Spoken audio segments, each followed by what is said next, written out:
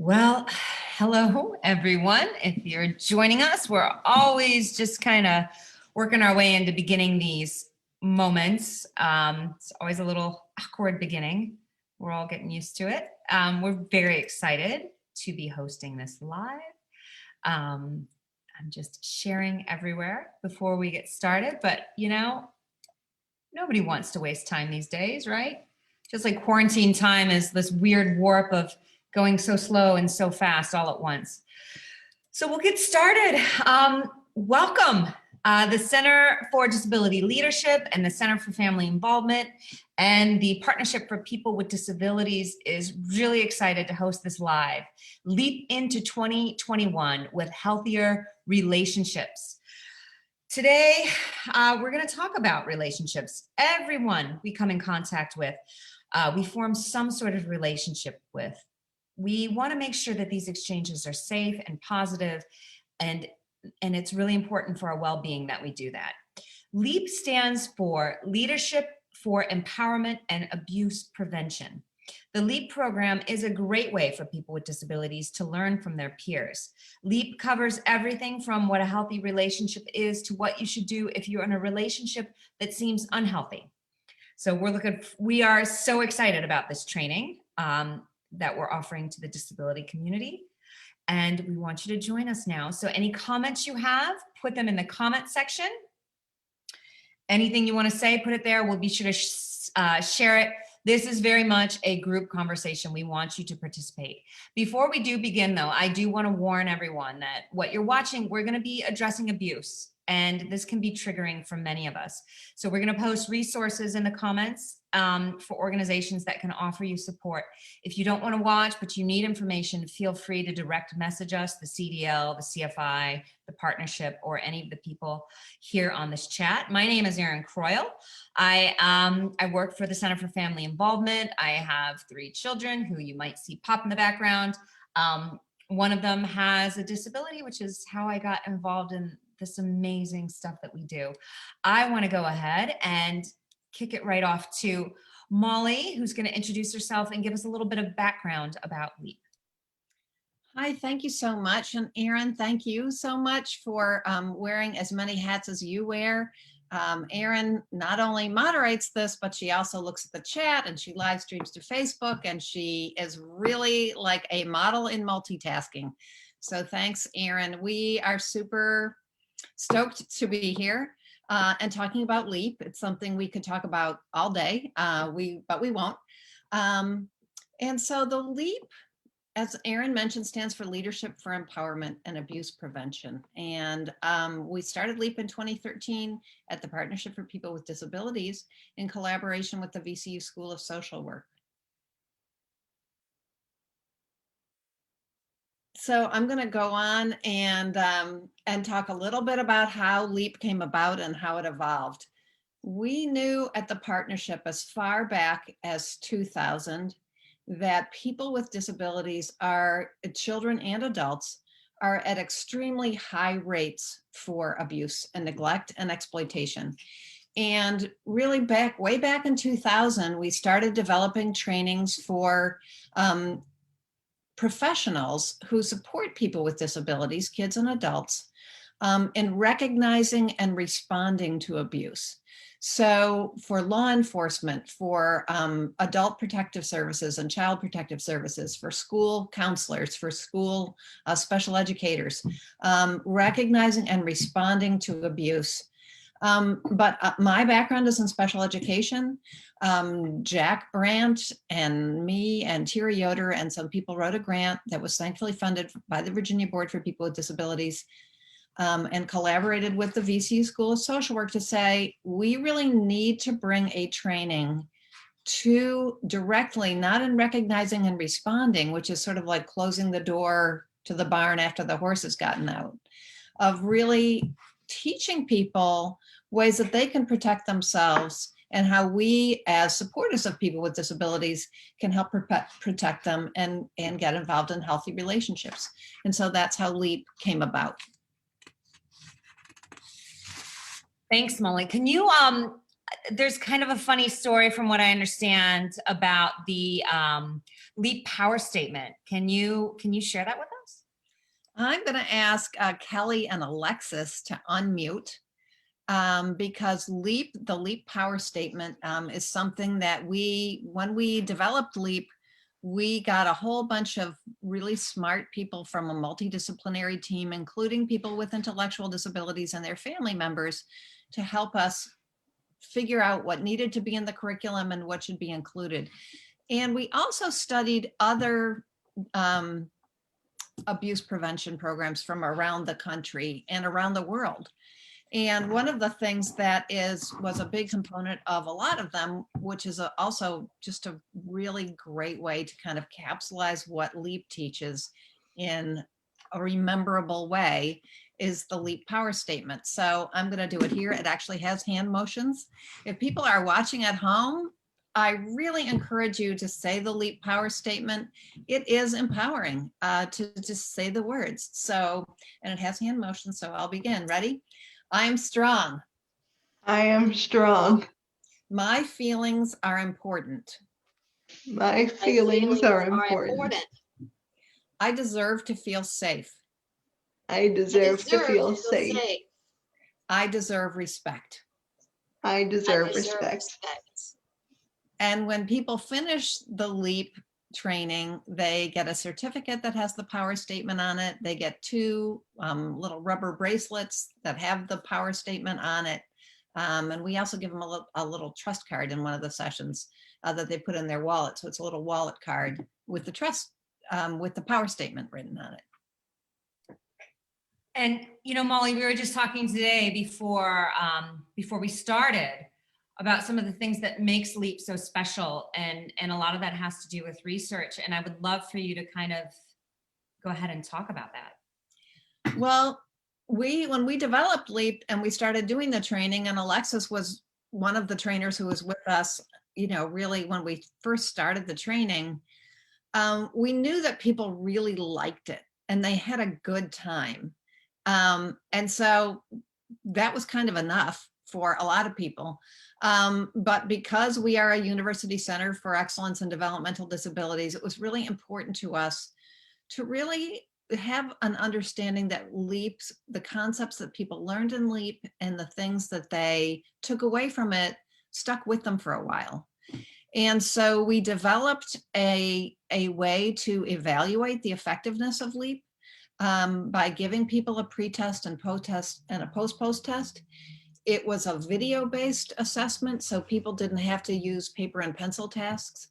And what we learned from it is that even 3 months following LEAP, people were better able to determine what's a healthy relationship versus what's an unhealthy relationship.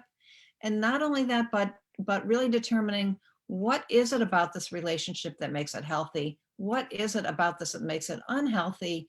And even more importantly, what would you do? If you were in this situation, what should this person do next? If they're in a situation that's unhealthy, what should their next step be?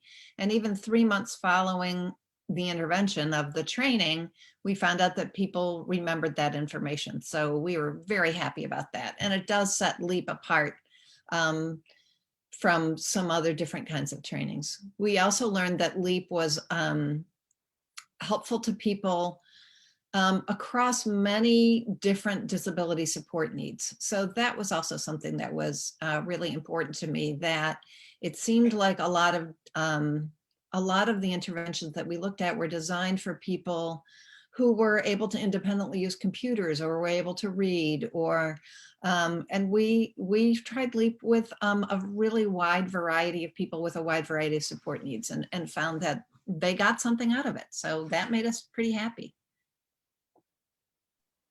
And I want to touch more on research as we go, but you know, while we're here, I also want to hear from Alexis and Kelly. And so we didn't really introduce either of you. So as we ask these questions, if you can, I put your info in the comments, but if you could tell us why you're here and who you are, that'd be great. But Kelly, let's start with you. As a person with a disability, why is it important to teach your peers about healthy relationships? And what are some of those important concepts that you teach in LEAP?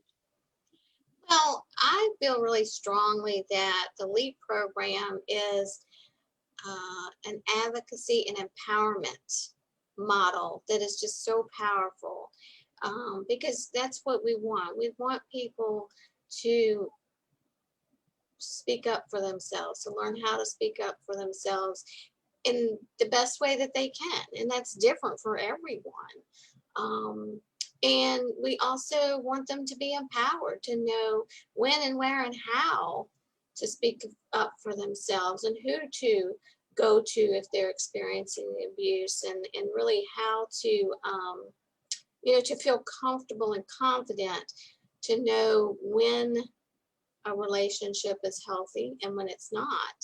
And when it is not healthy, how important it is that they tell someone that they have a safe relationship with, and share what they're feeling, because no matter what your ability in the way you speak up, I think most people just have that uneasy feeling sometimes when they're in an unhealthy relationship. And I love the way that the program comes from a point of view of what a healthy relationship looks like. Because I think, sometimes when people are in abusive situations, they don't know how to break out of that and maybe look for more healthy relationships to surround themselves with. And until you understand what a healthy relationship, what those components are, you're not necessarily going to seek them out. Thanks, Kelly. That's so true. I mean, that's true no matter if you have a disability or if you don't, isn't it? Yes. Alexis, what is there someone that you've trained that's really stood out to you? I've trained so many people that have stood out to me. I think I'm the type of person that I remember people, and I'm big on connection. So I can think back to where I am, where I was, who I was with, who I saw. But I think the reaction toward LEAP, the reaction toward LEAP is the biggest thing. Realizing that you are important, realizing that you do have the ability to make choices, realizing that you can feel safe, realizing that you can choose who helps you in situations. A lot of times people with disabilities don't get the opportunity to make choices as often as able-bodied people would. And in LEAP, there's a lot of choice making. What would you do if you were in this situation? How would you handle this? Would you do this or this? Who would you go to if this happened? And just seeing people be empowered in that way, realizing that they can make choices, is something that's absolutely amazing. And also people who they're with realizing their value and realizing that they have a voice and can make choices. I think sometimes that's something that's not often seen. A lot of people, they get used to the people that they're with. And of course, anybody, if you're around a person, for an extended period of time, you kind of get used to how they communicate or what they say or how they do things. And you're not really given opportunities to grow. And then when you have those opportunities to grow and they can see their clients or the people that they're with make choices, it's been amazing. I know one girl that I was training, the staff had told me that she wasn't verbal. They didn't really say much about her, honestly, and it was kind of a hopeless case. And by the end of the training, she was my favorite. She was participating in the training, and she was writing Y and N down on a notebook. And I didn't realize, nobody told me that she was a writer to communicate. And once I gave her a piece of paper, a marker, started getting Y and N as answers for the questions. And it just made everyone realize that everybody has the ability to communicate in some way. And it's just about us to figure it out. It's just up to us to figure out how they do it and give people that time and respect, because they deserve it just as well. You're muted. I can read your lips though. You said so powerful. That is so powerful. We talked about muting beforehand. As many of these as I do, I still forget. It's just so powerful, and it's just so true. Like, we just underestimate ourselves and each other and others. I want to dive into the abuse component now. And for anyone watching, I'm going to give that other warning. You know, this can be triggering and difficult. So, you know, we posted information in the comments. So just we're going to just do it, because unfortunately abuse is a huge issue in the disability community. And I have a 10-year-old son with Down syndrome, and I got involved in advocacy very early on. And one of the trainings I went to at the ARC of Northern Virginia, there was a law enforcement official there who said something, and Molly has pointed out that this is not necessarily true. So I want her to come back strongly about this, but this stuck out for me. He said that it's not a matter of if your child will be abused. It's a matter of when, if they have a disability. And that's something that really resonated with me. It's something I guess I probably thought in the back of my head. It's something when you have a child who has limited verbal capacity, you think of, and it's terrifying. And there's statistics out there. You know, NPR did a study on sexual abuse and I can't remember the figure. I'll look it up while we're chatting, but it's out there, and it's everywhere, and it's terrifying. So I would love to hear from each of you about what you've seen in the work that you do when you talk about abuse and how you address it in that research that you've done. And Molly, if we could start with you, that'd be great. Yeah, what you heard was harsh. And I think what we do in LEAP is we kind of categorize relationships into 3 piles: healthy, unhealthy, and confusing. Okay, so a healthy relationship is a relationship where you feel great, where you feel great, you feel like you are empowered, you feel like you can say what you want, you can do what you want, you can be yourself with this person. An unhealthy relationship, we all know what that feels like. That's someone who is not good for you. It may be someone who exploits you. It may be someone who steals from you or physically hurts you. It may be someone who's emotionally abusive. And then in the middle, we have confusing. Okay, a confusing relationship is exactly that. It's confusing. Sometimes it's healthy and sometimes it's not so healthy. And sometimes confusing relationships are with people who we really love and we really care about. Well, I don't think there's anyone who has not been in an unhealthy relationship. I have never met anyone who has not been in a relationship that is unhealthy. And, you know, I think that law enforcement officer, what he told you was potentially true, although I think if he could say the same thing about every little girl, because I don't know any adult woman who has not experienced an unwanted touch in some way. I think what the difference that we have to think about is that if we teach people some strategies to foster healthy relationships and to be resilient, and we know what those are, it's not like smoke and mirrors. We know what people need to know in order to be resilient and foster healthy relationships. So if we started that on the ground level, having experienced an unhealthy relationship or an abusive relationship is not a deal breaker for a happy life.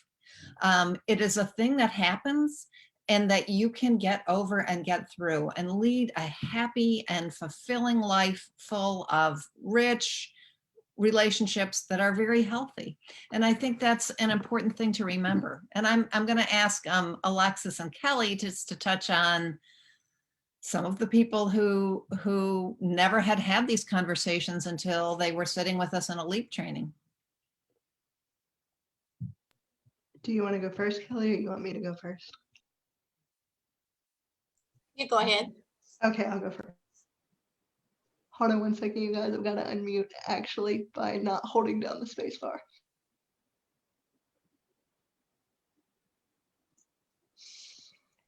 Okay. So I have done multiple LEAP trainings. I've been a trainer for years, and it's really quite interesting to have those conversations with people with disabilities or disabled people, whatever you choose to use. They're sometimes, not even sometimes, they're very, very hard conversations to have if a person has experienced abuse and they have not realized it. Being disabled, I have cerebral palsy, so being disabled, there's that connection. And so people often want to open up and they'll tell me or Kelly things that they wouldn't otherwise tell. They wouldn't otherwise tell their staff members and whatnot. And so being able to have those conversations, one, I'm privileged to be able to do so. And two, it's a weight to carry. It is, but it's a blessing to be able to be that person for someone.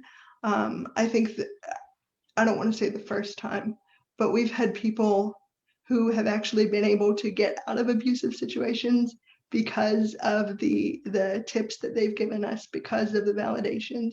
We've seen people lead incredibly successful, happy lives. Piggybacking on what Molly was saying, just because you were abused doesn't mean that that stops your life. It doesn't mean that it hinders completely the way that you are. It's a part of you, but it doesn't define who you are for the entirety of your life. So being able to be in that situation and be that voice and be that support system for people is just something we're incredibly blessed to be able to do. Kelly, do you want to share your experience? Yeah, I think, I don't have as much experience as Alexis with actually doing the trainings, but in some of the trainings that I have done, I think it's really helpful how the curriculum talks about the different forms of abuse, because I think it's easier to understand when there's physical violence, hitting, things like that, or when there's sexual abuse.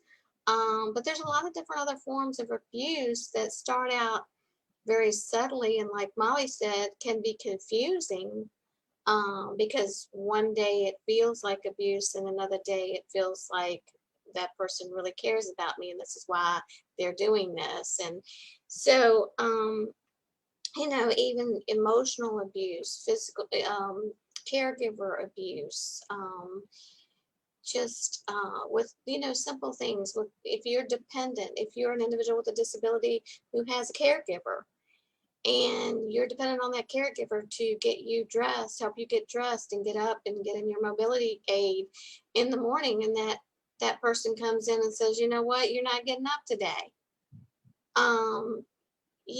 That doesn't seem like abuse on the onset, but those kinds of things establish control over the individual in a very subtle way.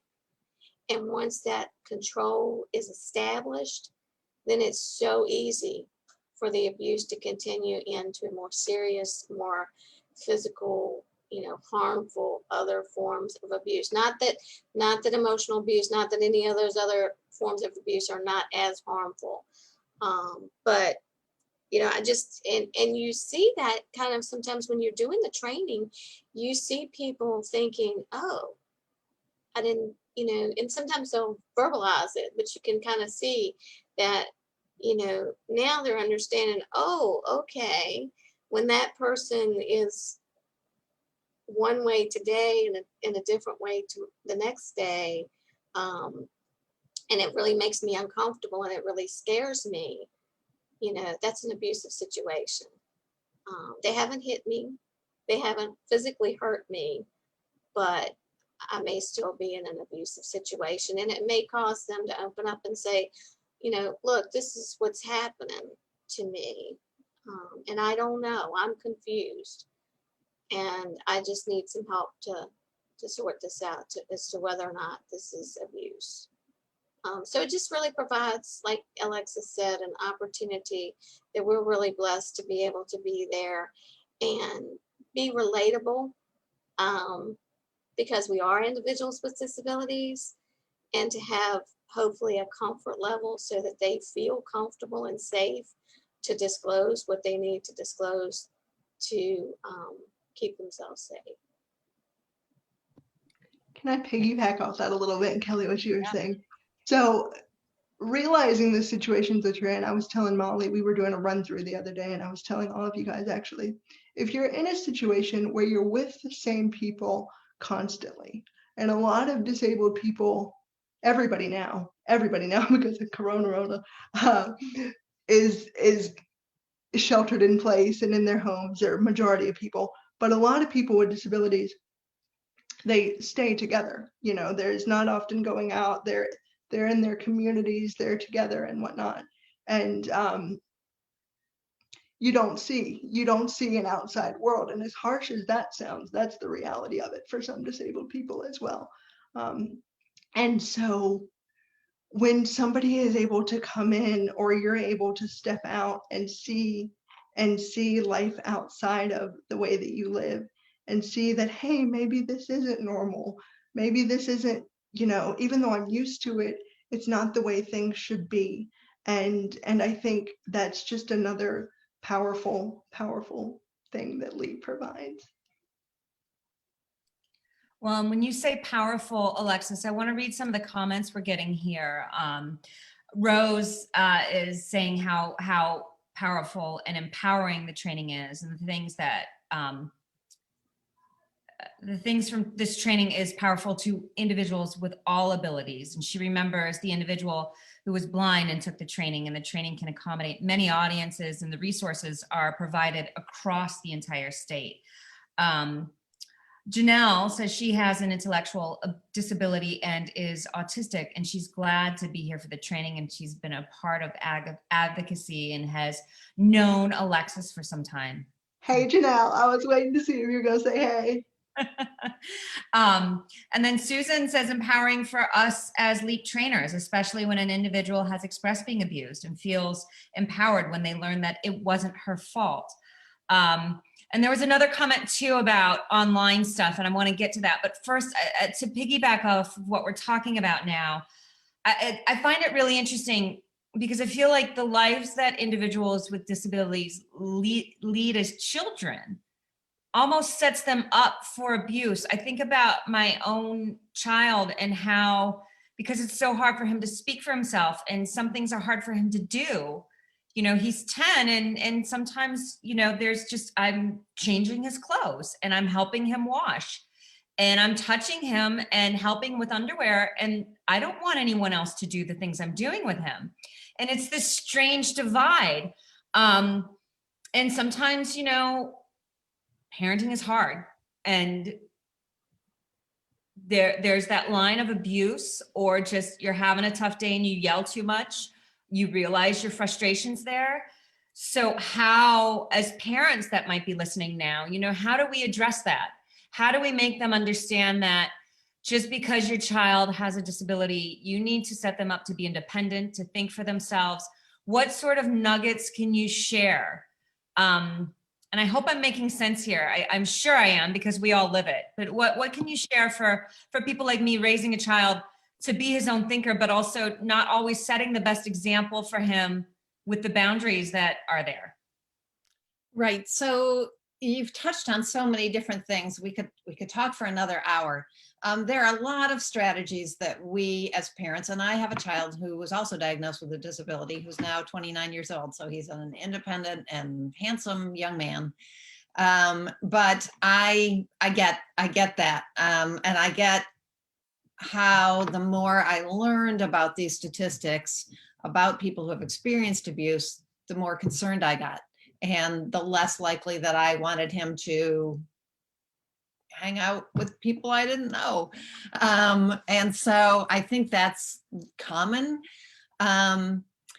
One of the things you touched on is, you know, you're a parent and you get really frustrated with your kids, and, you know, you sometimes yell at them and you sometimes do things you're not proud of. Okay, show me a parent who hasn't done that. Okay, all parents do that regardless of their child's abilities. And oftentimes the myth, the societal myth, is that it is so much more work to have a child with a disability that in some way they deserve that abuse. And I want to just dispel that myth. As a special educator, you know, when I would meet people and talk to them and they'd say, "What do you do?" And I say, "Oh, I'm a special education teacher." They'd say, "You must be so fill in the blank. You must be so patient. There's a special place for you in heaven." Well, how would it feel if I were to say, like, if someone were to say to you, "Aaron, like, Aaron, you must be so patient to work with Molly. You know, I wouldn't have the patience to do that. You must be a saint. There's a special place for you in heaven because you work with Molly." Such an unfair thing. And what kind of light does that cast on me? Like, who wants to work with Molly? You know, that's not a fair thing to say. And so I think, you know, using a person's disability as a excuse for an abusive relationship is absolutely off the table. People get frustrated with lots of people. There are lots of parents who get frustrated. If you ask every single person in this crowd who's a parent and who's been frustrated with their kids, they'd all raise their hands. Who's done things they're not proud of, they'd all raise their hands. But an abusive relationship is really different because it really establishes this pattern over time of really exerting power and control, what Alexis was talking about. And I think the LEAP power statement, I'm strong, my feelings are important, I deserve to feel safe, I deserve respect. Just those 4 sentences to show people that they deserve to feel safe. They deserve to be respected. We all deserve that. So that is right off the bat, one of the things that I'll add. And then the other thing that we can start like yesterday is before you touch your child, before you use someone's adaptive equipment and touch that, ask permission. And you can make it a game. You know, you can say, is it okay for me to put your underpants on? No. Oh no. You know, you can make it fun, but just get used to asking someone permission before they're touched and allowing them to say like, not now. Okay. And honoring that. Also, that teaches them that they might need to ask other people before they touch them because they've seen that modeled with themselves. And I know Alexis might talk later about how it's really difficult for people to discriminate between an assistive touch and an illegal touch. And it's really important that we empower our kids to know that if you're touched in a way that makes you uncomfortable, any way that makes you uncomfortable, not necessarily a sexual touch, that you be able to talk to somebody about that you don't keep that to yourself. Certainly no 10-year-old kid is smarter than someone who's a perpetrator of abuse. And he should not be made to feel like he's in charge of that. Okay, that's what you're for. Okay, it's my job to protect you. So if somebody does something that makes you uncomfortable, you can tell me, or you can tell your teacher, or you can tell other responsible person that you trust. That's really good stuff. And we are gonna plan on doing a whole section just talking about parents and children and starting this off. But Alexis, can you go ahead and touch on that about the assistive versus not okay touch? Sure. So oftentimes we come across, you know, when you need help with dressing or feeding or eating or getting in and out of your chairs, you know, if you establish control over somebody and do something in an unhealthy way, you know, throwing a person down, or I'll just give a lighter example here for these purposes. I was in a training one time where there were a bunch of people with disabilities, and the caregiver was trying to put the person in their chair, and they kept sliding down, and the caregiver kept pulling the person up and pulling the person up. And I intentionally asked a couple of times, are you comfortable like that? Are you okay like that? Does that seem comfortable to you? And, you know, and the caregiver was like, oh my gosh, I don't know why I have to do this. You know, I don't know why your foot's not staying. Well, their foot's not staying because they have spasticity, and, you know, that's what happens. They kick out and stuff like that. So it's just really, really interesting. It's interesting for people to be able to realize the differences between those once we start to explain them, because again, if you go back to this is all I've ever known, And yes, I need help with things. What do I do from that point? And then that's another thing as well. What do you do from the standpoint of these are the two caregivers that I have, or maybe even one. And if I talk or tell about what's happening, what's going to happen next? Because then I might not have anybody to get me out of bed in the morning, or I might not have anybody to help me after that.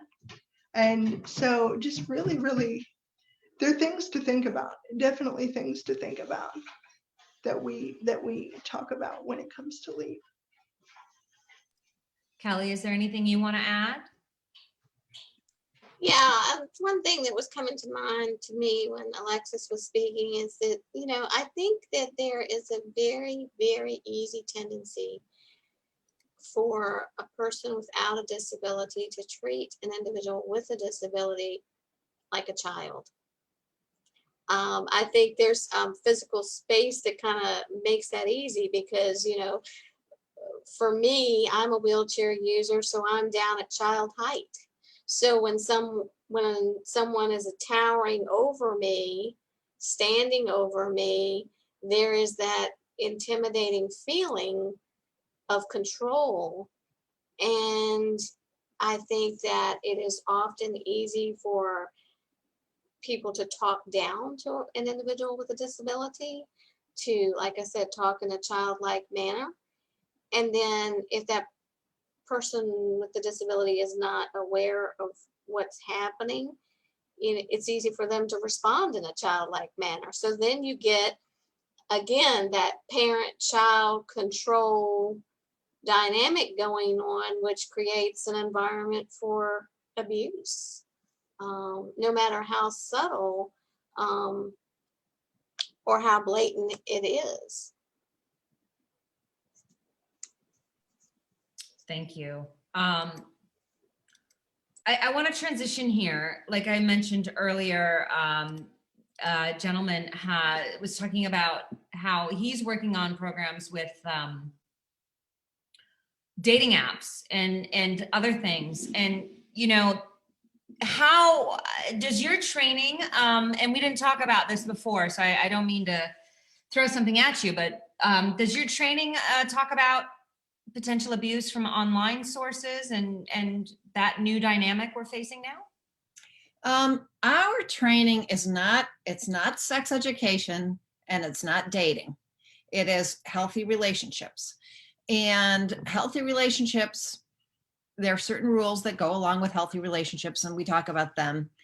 The online world has kind of opened up this huge, huge fishbowl, this like a fishbowl to the ocean in terms of the people that you encounter. And we know a lot of people who are online are not representing themselves honestly as to who they really are. And their intentions are not what they say they are. And so we have to always be wary of that. We were given, and not that this is appropriate more for teens than it is for non-teens, although it seems like teenagers spend a little bit more time with online relationships and online, as we all do right now. And so we are working with James Madison University, who has a disability inclusive sexual education network forming, and they have provided us with some funds to adapt LEAP to a teenaged audience. And so we are in the process of doing that now. The first step is sitting down with teenagers and going through a LEAP session and saying what works and what doesn't work here.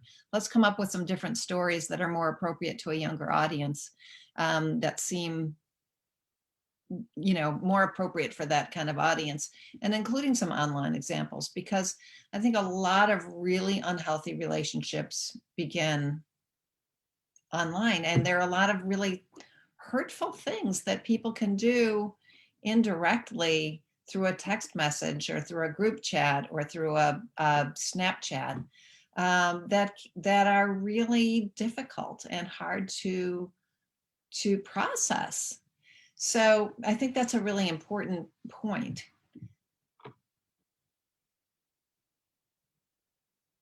Yeah, it is. I feel like with so many things, the training you do must be so all encompassing. Um, Kelly and Alexis, I would really like to hear more about why it's so important for people with disabilities to participate in this training.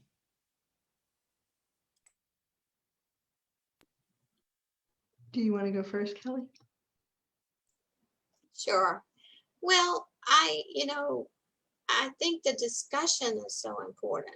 Whether the person is currently experiencing abuse, I think opening up and having an opportunity to have a discussion and explore what it looks like, how I can, focus on what I can do in the situation. There's especially if it's a dependent situation and the person is sort of being pushed down, it's really helpful to help them focus on, okay, so if my caregiver is abusing me, maybe I can't just not tell them not to come, to their next time that they're supposed to be with me. But here are some things that I can do and some things I can put in place to set myself up in a safe situation where I can deal with it and get the help that I need. I remember someone telling me about a situation where their caregiver was financially abusing them. And this person was not able to, they're quadriplegic, so they were not able to use their hands and their arms. So their bank called, and the bank was calling to let the person know that some money was being withdrawn from their account illegally. Well, the caregiver was holding the phone to the person's ear. So the individual with a disability was smart enough to catch on to the fact that it was the caregiver who was financially abusing, but she didn't acknowledge that. She just got off of the phone with the bank and then made some other excuse that she needed to let the caregiver, go on about her day, and she got the caregiver out of the home. But had she reacted to what the lady at the bank was saying, and that caregiver caught on, it could have gone really, really bad. So, I mean, that's kind of a complex example of, but it's still an example of how you really have to think about the situation you're currently in and figure out a way and a plan and have someone that you feel like you can safely talk to help you kind of figure out what are the steps. Yeah, this is not a healthy relationship. Now, what are the steps that I can take to get myself out of this situation? And who are the people that I can call on? The resources, the community resources that are out there are so important for people to know about and understand how to use as well. As many helps as you can possibly surround yourself with to get yourself out of a situation that's not healthy.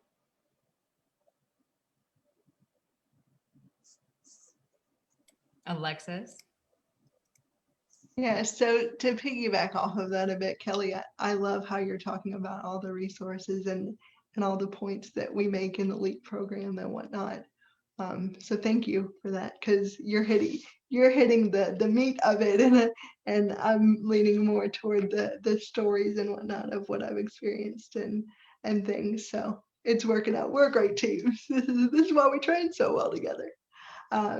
But I think it's super important for people to take the LEAP training. One of the things that we hadn't talked about yet was the fact that we are developing or have developed, Molly, you can chime in for whichever one it is, the caregiver companion guide. And that's something that's incredibly important because we're sitting here training people with disabilities about how to live healthy lives and about different scenarios and things. And then they're expected to go home. And a lot of times their caregivers or people they're with don't know anything about the training. And so that's the same thing as you going to a conference one day and then you come home and you've learned all this amazing stuff at this conference and you want to implement it in your house and you're going to make all your kids and your husband or your wife and we're going to do this together. And then they get home and the husband or wife and kids are like, whoa, Mom, what is going on? What are you doing? So I think it's so incredibly important for the caregiver aspect of it as well. During the LEAP training, we try not to have caregivers in the room, just in case there is a disclosure of abuse. But afterwards, with the companion guide that we've realized that we needed, I think that's a really big thing that we've done. But also to piggyback to what you were saying, why is it important for people with disabilities to take the training? Again, just to realize that they should have control over their lives. A lot of the things that we say in the training, I've realized it's an almost, I wish that were true to the person receiving it. You know, we say, you can decide who touches you as a disabled person. Well, really? Can I? I mean, if I have somebody helping me with stuff, I don't really get to make that choice. Should I be able to? Yes. You know, you get to decide who helps you with things. Do I really? Sometimes I don't. So I think just again, realizing that this is what should happen. You know, having that in the back of the mind of this is what should happen, this is what shouldn't happen, and no matter how any of it happens, if you are experiencing abuse, no matter what it means, by which means you are, that it's not your fault. And for people to realize and understand that it's not their fault, that something's happened to them, is something that's really, really needed. Another thing that I love and I'm glad that happens in the training is the the confusing piece, Molly, that you were talking about. I had asked Molly earlier, I was like, Molly, you're talking about healthy relationships and unhealthy. I was like, you want to mention confusing or do you want to leave it out? And Molly was like, well, the thing we know about confusing relationships is they're really unhealthy relationships. We're just not ready to call them unhealthy relationships yet. And I loved that. I got so much validation from that because sometimes I'm in a confusing relationship because I'm like, no, I don't want to let this person go, but I know I should, but I'm not. And so seeing that and having people be able to experience that sort of validation is just, yeah, the whole point of what I've been saying, as you guys picked up on, is just realizing the whole validating factor in this training. That's why it's so important for people to take it. Disabled or not, you need to know these things, but we just happen to deliver it to people with disabilities. So, well, Alexis, you touched on so many things there. It's the last thing you just said just resonates so deeply because I feel like it's the same with special education, with universal design, with all these things. What is good for people with disabilities is good for everyone. If we could take the special education model and have that be the way we teach all kids would benefit. It's just, you're so right on. And the other thing that I just want to stress as well is that disconnect you mentioned. I notice it in my own life, like one family member learns something, but you take that home, and if that person's telling their spouse or their kid or their aunt or their grandparent, no one really hears it unless it's a professional actually saying it. So I think when you do these trainings, it's so important that we find ways that everybody gets it. It's so critical. And I think that is the perfect time now to let people know, because we actually had a question in the comments, where people can find this training. So let me just be the first one on this panel to just put it out in the room. Like, I want to go back to my old life where we used to do face-to-face LEAP training. And the other thing that I don't think we touched on, and I just love being with Kelly and Alexis, and I love that Susan and Rose are watching this because they also really were with us with LEAP on the ground floor and saw its many iterations. And it's so great to see you guys again. LEAP training is fun. I think that's one thing we didn't touch on. This is a heavy topic. And LEAP training is a lot of fun. It deals with some heavy issues, but it also deals with a lot of other things, and it's fun and people enjoy it. So I want to put that on the table first, that we have a lot of fun teaching LEAP, and people who participate in it have a lot of fun. I was going to say we play a lot of games in LEAP. We really do. We play a lot of games. It's fun. It's very interactive. And so we have been given funding from DBHDS to provide an online form of LEAP until we can go back to face-to-face training. It is still fun, but we're not able to be with people face-to-face in large groups as we used to. And so, Erin, I think I sent you the email for the LEAP email box, which is PPD LEAP, which stands for Partnership for People with Disabilities, LEAP at vcu.edu. And we're going to start doing some scheduling of trainings. And we would love to have people who are interested. It is a 90-minute session. We have not even piloted yet. I'm still in the kind of proofreading phase. We'll have to mail people out materials, or they'll have to print them at home from the LEAP website. But we have to keep this going, even in an abbreviated way, until we can get back together again. It's super important. Well, and Molly, like Alexis was saying before our chat, you know, we're finding that as hard as this is, things are a lot more accessible now.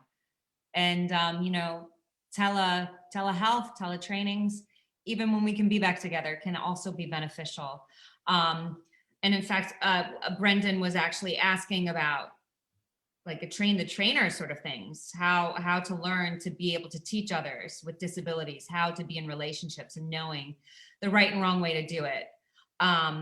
And then we have another comment that I want to share because it's pretty poignant. You know, social relations and relations with people with disabilities make it possible to break pre-existing and existing prejudices in society. The break is not only in the realm of society, but also in the family itself. It is believed then that well-built relationships can be healthy in any social body as long as the other accepts and respects the limits of each human being. And that's just, thank you. Oh, great comment.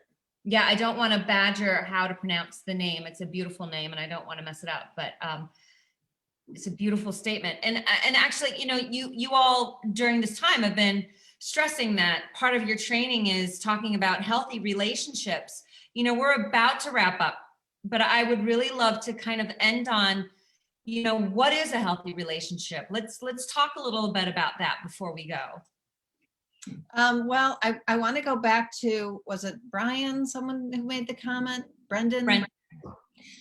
We LEAP trainers are trained, not just in delivering the curriculum, which is not always something, you know, something you have to learn, but they're also trained in a lot of the dynamics of domestic violence and abuse, and how to respond and provide information to people who may disclose. And we have had a lot of people who have disclosed an abusive relationship in a LEAP session, and that's okay. And our trainers know how to handle that and know what steps to take depending on what happens. So I wanted to throw that out there. We don't just hand people a book and say, go do the training. We work with them a lot. And that's one of the reasons that I am so attached to seeing some LEAP trainers again, because we have a special community of great people. And so healthy relationships, what does a healthy relationship look like? And Kelly and Alexis, you can help me out. We actually have rules of healthy relationships. What's a healthy relationship? One of the first rules is you decide who gets to touch you. And the second rule about a healthy relationship is you can change your mind. Because you allowed someone to touch you in a certain way yesterday, Doesn't mean they have a blanket permission for today. What I always say is if you lend someone $5 yesterday, it doesn't mean you have to lend them $5 today. So you decide who gets to touch you. You can change your mind. Another thing we spend a lot of time talking about is that, you know what, sexual touch is okay if both people consent and it's in a private place. A lot of people who we work with have been taught like that is not allowed. That is not okay. That's dirty and secret and bad. You know what? It's not dirty or secret and bad. In fact, it can be really healthy. If both people agree and it's in a private place, it's okay. That's okay. Alexis, were you going to add something? Oh, I was just going to go down the list with you, but I'm agreeing with you. Okay. And yeah, yeah. And then, you know, again, having people hear this, I'm glad that you pointed out the it's not dirty, it's not secret, it's not, because that is something that we hear quite often. No kissing, no touching, no hand holding, no, because again, well, do I want to go there? I was going to say part of it goes back to the, you know, well, these people are helping me with these things. So where's the distinction between the two?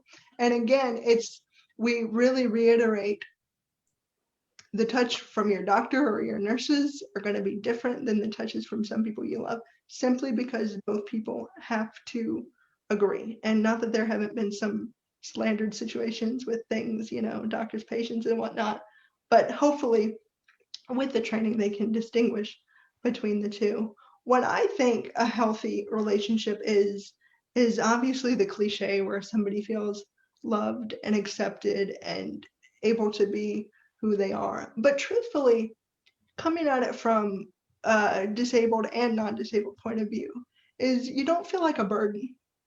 A lot of times people with disabilities feel like a burden, unknowingly, sometimes knowingly. That's the message that we get often, that there's something wrong with you. You have equipment, you take extra time, why do I have to do this? Oh my gosh, it's so much work to put your walker in the car. Oh my gosh, it's so much work to put your wheelchair in the car. And you know, you get used to doing these things and whatnot. And I don't think people mean things when they say that, you know, maybe there's a little bit of subliminal messages under there, but not always. And so a lot of times, you know, that's the message that we hear. And so realizing that you're not a burden for being who you are. You can't change who you are. You should love who you are in general, because you know you were made for a purpose and designed for a purpose. And it's just to be able to walk in that and to be able to know that is just something that's beautiful and something that people need to know. So. And I just wanted to add, you know, just to what Molly said about and what we've talked about. The training is powerful, but it's also fun. I love some of the exercises, the interaction that goes on, and the exercises that we do together. You know, in particular, there's one, I can't think of the name of the exercise necessarily, but there's a circle, and we talk about where different people in your life fit within that circle. Yeah. And it really, really, in a concrete way, helps you to understand that, you know, you don't have the same kind of relationship with your mailman as you do with your aunt or with your parent or with your boyfriend or girlfriend, you know, and really helping you to think, and ultimately it's helping you to think about boundaries. You know, what do I want my boundaries to be with this person? You know, and it's important that it not all be the same, you know, and that you don't allow certain things with some people that you would with other people, and sorting that out is very, very powerful. Yeah, yeah. The map of the world. I Yeah. was thinking of it too, yeah, when you said. But what I like about the map of the world is it's a spiral and it's different colors because I like colors. So, you know, I want to see the different colors. I'm like, oh, that makes me happy. But the spiral will show that sometimes people overlap, you know, sometimes it's not concrete, even with the boundaries, you know. For me, I have nurses who take care of me, and it's really hard when you spend 4 days a week with somebody for hours on end for them to not become your friend, you know? Some of my nurses I see outside of the hospital, some of them I don't. And so the spiral really shows that people move, people change, people can be kind of on the cusp of the green circle, which is friends, and then the purple circle, or purple spiral, which is paid support. So they can be kind of in the middle of that. And that's, yeah. Oh, okay. I could talk to y'all forever. It's already 2, but we have 2 questions in the comments. So the first one is, this is a really good one. Molly wants to know, is Virginia Beach City Public Schools accessing LEAP trainers to help staff and students with this training? Is this something offered to schools yet? We are working on that. And if you will give your contact information to Erin, I'm looking for students who will just help us look at this curriculum and determine what's appropriate for teens. I'd love to talk to you about that. It's going to be a while before we can throw LEAP in the washing machine and have it come out of the dryer for teens. It's just a process. And because we are a University Center for Excellence, we're going to run it by 1 million focus groups and talk to 1 million teenagers before we say this is okay. But yeah, I'd love to come to Virginia Beach and teach people about LEAP in high school. Perfect. And then Brendan has the perfect question for us to end this on. He wants to know, before we leave, what are your favorite quotes in healthy relationships? Gosh, what are my favorite quotes? I think one of the things that I pound into people as much as I can is it's okay to change your mind about who you trust. Because you have known somebody forever, because they are your best friend, they don't have to be your best friend forever. And you can decide that you really don't want them in your world right now and you don't want to trust them. And that's okay. Kelly and Alexis, do you have others? I love that quote. It's one of my favorite quotes. And again, the it's not your fault. And then I don't know if you're referring to the favorite quotes of LEAP, but just in general, the back to you're not a burden, you're enough the way that you are, and just really, really reinforcing that, because that's not something that we tend to believe a lot. Kelly, do you have one?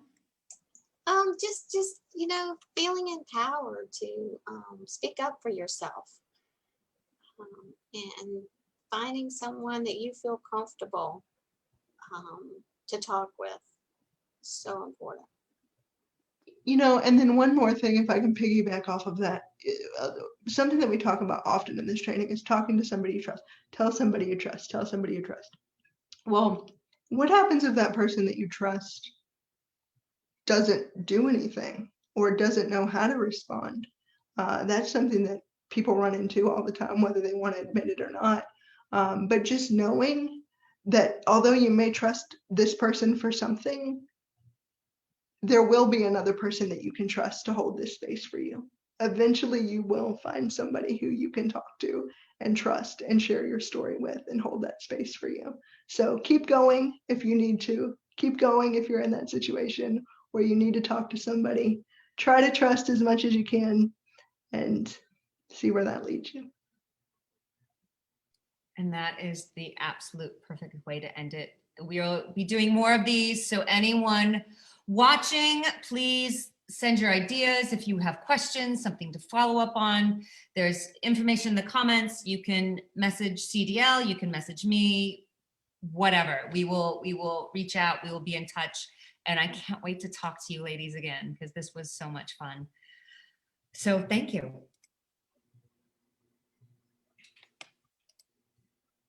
And I can't figure out how to end the live because I've forgotten. It's so fun. That's the best.